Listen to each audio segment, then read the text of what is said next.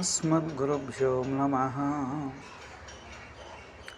68వ శ్లోకం.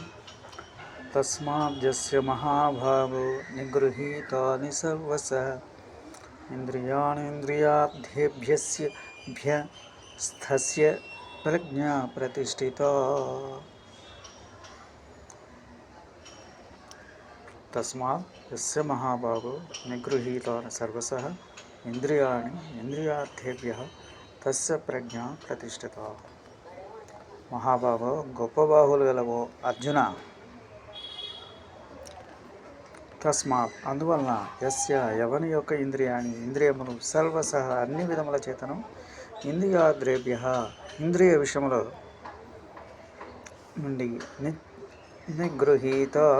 నిగ్రహింపబడుచున్నవో తస్య వాని యొక్క ప్రజ్ఞ బుద్ధి ప్రతిష్ఠిత సుస్థిరమైనది.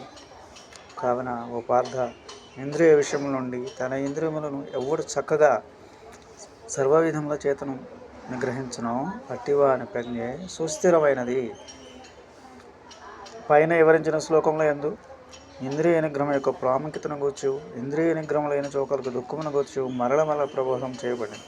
ఈ శ్లోకమునందు ఇంద్రియ నిగ్రహం గలవాడు స్థిత ప్రజ్ఞలను స్పష్టంగా చేయబడింది. ఇలాగా చాలామంది తన మోక్షం కావాలని కోరుచుంటారు, కానీ దానికి అవసరమైన సాధనల గురించి యోచించారు. ఇంద్రియ నిగ్రహం లేని వానికి మోక్షమైనడు చేకూరదు.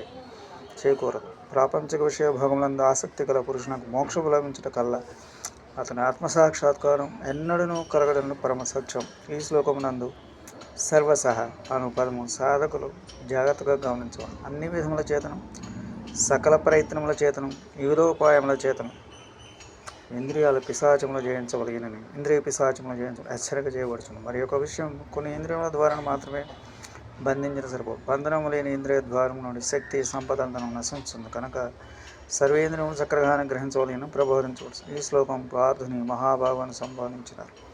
ఇందులో సారాంశమేమనగా, సాధకులు గమనింపు కండరముల పుష్టి ఉన్నంత మాత్రం సరిపోదు. కండర పుష్టితో, శరీర దారుఢ్యంతో బాహ్య శత్రువులను జయించవచ్చు. లోపల అరిషడ్గ వర్గములను జయించుటకు బాహువుల యొక్క శక్తి సరిపోదు. అంతఃశత్రువులను జయించుటకు కావలసినది వివేకము, పుష్టి, వైరాగ్యమును, దారుఢ్యం.